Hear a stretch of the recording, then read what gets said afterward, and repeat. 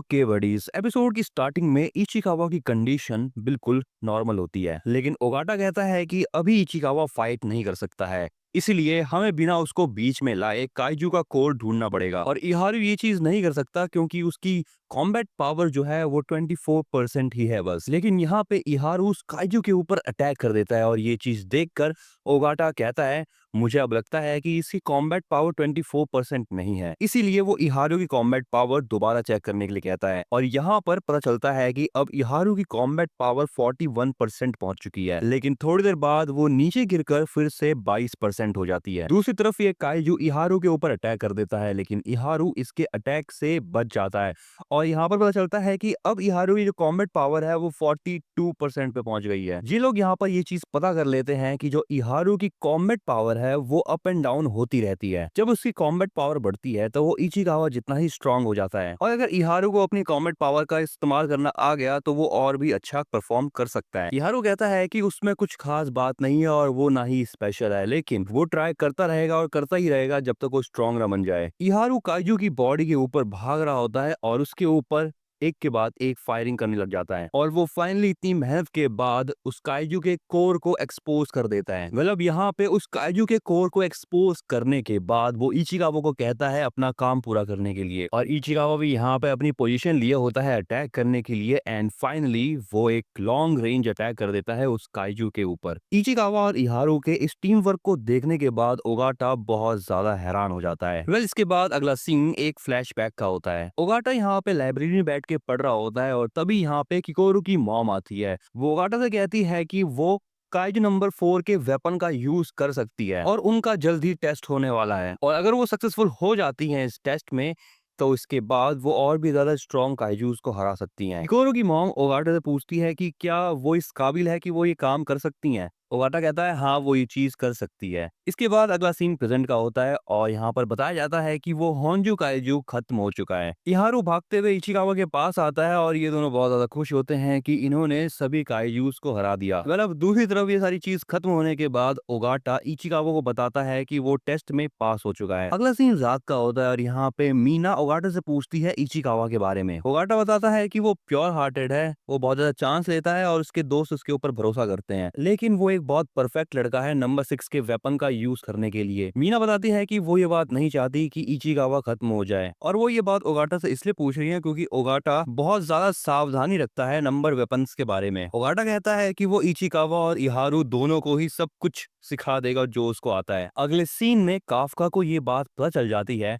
कि नंबर 6 का weapon Ichikawa पहनने वाला है और वो आगे होने वाली नंबर 9 के साथ जो फाइट होगी उसमें उससे फाइट करेगा। काफका हासेगावा से कहता है कि ये बहुत डेंजरस काम है। शिनोमिया काफका की पीठ पे एक मुक्का मारते हुए कहती है कि काफका उन्हें कम ना समझे, उनका काम चिंता करना नहीं है, उनका काम है ये सोचना कि वो आगे क्या कर सकते हैं। वहां से जाते हुए शिनोमिया ये सोच रही होती है कि अगर इचिकावा स्ट्रांग हो सकता है तो उसको इचिकावा से भी ज्यादा स्ट्रांग होना पड़ेगा। इसके बाद अगला सीन रात का होता है और काफका यहाँ पे जॉगिंग कर रहा होता है और जॉगिंग करते करते ये सोच रहा होता है कि इचिकावा काफी अमेजिंग है, लेकिन अब वो खुद के बारे में सोचने लगता है क्या उसने अभी तक कुछ भी अचीव किया है अपनी पावर्स के साथ। काफका सोच रहा होता है कि डिफेंस फोर्सेस वालों को काफका की जरूरत नहीं है, उसके काइजू नंबर 8 की जरूरत है। तभी यहाँ पे उसके सामने वो वाइस कैप्टन होशिना को देखता है। होशिना काफका से कहता है कि तुम्हें क्या लगता है तुम इस तरीके से मेरी जगह ले सकते हो और क्या तुम मीना के साथ खड़े होके फाइट कर सकते हो। तभी यहाँ पे होशिना बहुत ज्यादा स्पीड में आगे जाता है और वो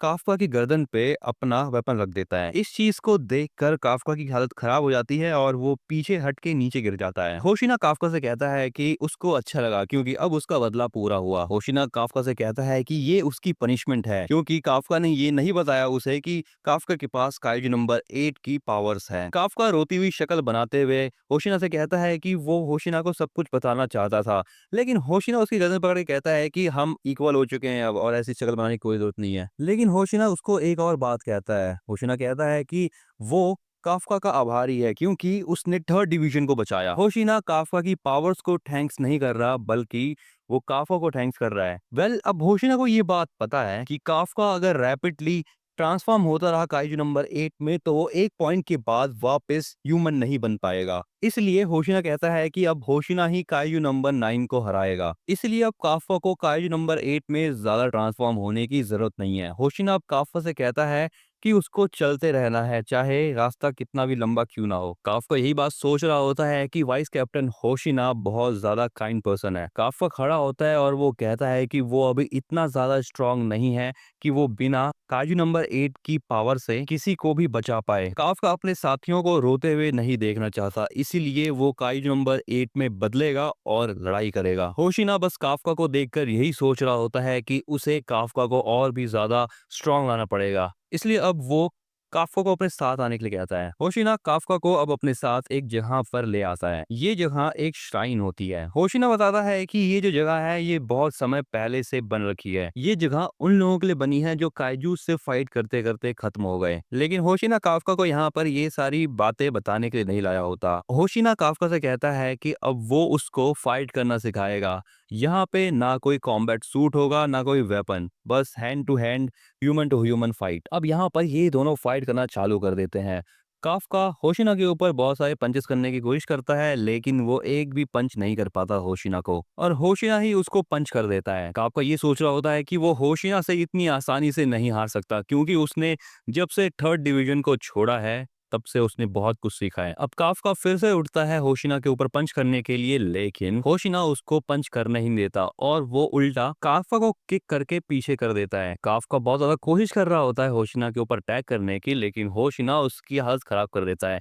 अब काफ्का को लगता है कि वो बिना काइजू नंबर 8 में ट्रांसफॉर्म हुए कुछ नहीं कर सकता, लेकिन होशिना काफ्का से कहता है कि वो अब स्ट्रांग हो गया है थोड़ा सा। होशिना ने काफ्का की मूवमेंट्स को देखकर ये पता कर लिया है कि काफ्का ने काफी ज्यादा ट्रेनिंग करी है, लेकिन काफ्का ने भले ही इतनी सारी मेहनत क्यों ना करी हो, ये कमी है। होशिना काफ्का को अब ये बताता है कि काफ्का जो है वो काइजू नंबर 8 के डिफेंस, रीजनरेशन और स्ट्रेंथ के ऊपर कुछ ज्यादा ही डिपेंड हो रखा है। होशिना अब काफ्का के ऊपर एक पंच करता है और इस पंच को खाकर काफ्का की हालत खराब हो जाती है, लेकिन काफ्का को यहाँ पर डायरेक्टर शिनोमिया के पंच की याद आ जाती है। उन्होंने भी सेम ऐसा ही पंच किया था काफ्का को एक बार। होशिना काफ्का को बताता है कि जो अभी स्टाइल उसने फाइटिंग में यूज किया वो डिफेंस फोर्स का स्क्वाड्रन स्टाइल है, और ये fighting style anti kaiju fighting में यूज होता है, और ये जो कॉम्बैट स्टाइल है इसको परफेक्ट करने वाले हैं डायरेक्ट शिनोमिया। होशिना काफ्का को बताता है कि वो अपनी शूट की कॉम्बैट पावर को यूज नहीं कर सकता है, इसलिए वेपन के साथ फाइट करना उसके लिए बस टाइम वेस्ट रहेगा। इससे अच्छा ये है कि वो एंटी काइजू कॉम्बैट स्टाइल को सीख ले। होशिना काफ्का को और भी ज्यादा स्ट्रांग होने के लिए कहता है, क्योंकि